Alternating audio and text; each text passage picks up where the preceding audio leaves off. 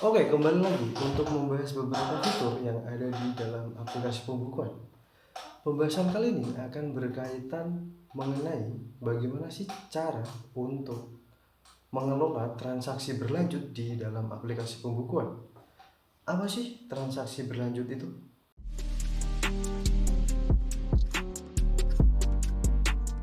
Jadi, transaksi berlanjut adalah setelah pembuatan transaksi seperti pembuatan transaksi aset, hutang, ataupun piutang di dalam aplikasi pembukuan. Supaya aset bisa dicatat penyusutannya setiap bulannya dan hutang ataupun piutang bisa dicatat jatuh temponya kapan pembayaran hutang ataupun piutang itu.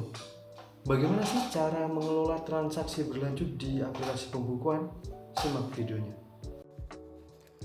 Oke, untuk pengelolaan transaksi berlanjut di pembukuan, pergi ke menu, kemudian pilih transaksi berlanjut. Di sini ada pengelolaan untuk aset, hutang, dan piutang. Pilih salah satu untuk mengelolanya, misal pilih aset tetap. Kemudian di sini ada beberapa pilihan seperti belum dikelola, pengelolaan aktif, dan pengelolaan selesai. Setiap pembuatan transaksi aset akan berada di belum dikelola. Ketika diklik belum dikelola, maka ada daftar list dari aset yang belum dikelola. Untuk mengelolanya, klik salah satu, kemudian akan pindah ke pengelolaan aset. Isikan keterangan di sini dan nilai penyusutannya. Untuk nilai penyusutannya bisa dihitung berdasarkan masa penyusutan. Untuk masa penyusutan bisa dipilih antara 1 sampai 20 tahun. Nah, ketika masa penyusutannya dipilih, nilai dari penyusutan akan terisi secara otomatis. Setelah semuanya diisi, simpan datanya. Maka aset itu akan pindah ke pengelolaan aktif. Nah, di sini bisa disusutkan nilai dari aset setiap bulannya. Untuk penyusutannya, di pengelolaan aktif pilih salah satu list, kemudian pilih menu yang ada di kanan atas, dan pilih susutkan aset. Maka akan ada dialog dengan isian tanggal, keterangan, sama susutkan nilainya. Dan untuk penyusutannya tinggal klik susutkan aset. Nah, untuk aset beli meja 2 tambahan ini sudah disusutkan.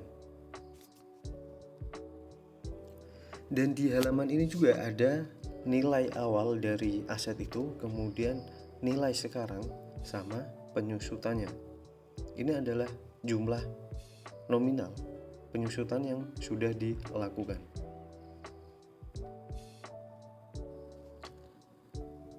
Dan di pengelolaan juga ada tambahkan aset dari jurnal. Untuk menambahkan aset dari jurnal seperti penambahan barang yang ingin disatukan untuk penyusutan ini. Misal di sini ada satu aset, kemudian mau ditambahkan. Seperti ingin menambahkan pembelian treadmill atau beli charger. Tinggal pilih. Kemudian di atas ini untuk pembelian charger akan berada di bawah beli meja. Dan untuk nilai awal sama nilai sekarang itu nilainya berubah dari total antara dua aset ini.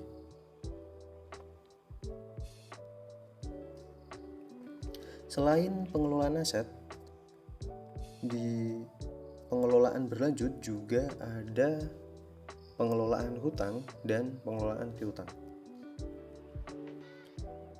Untuk pengelolaan hutang sama piutang itu inputan formnya hampir sama. Belum dikelola, kemudian klik datanya, kemudian isi, dan di sini ada inputan untuk tanggal jatuh temponya. Setelah semua diisi, klik simpan, maka akan pindah ke pengelolaan aktif.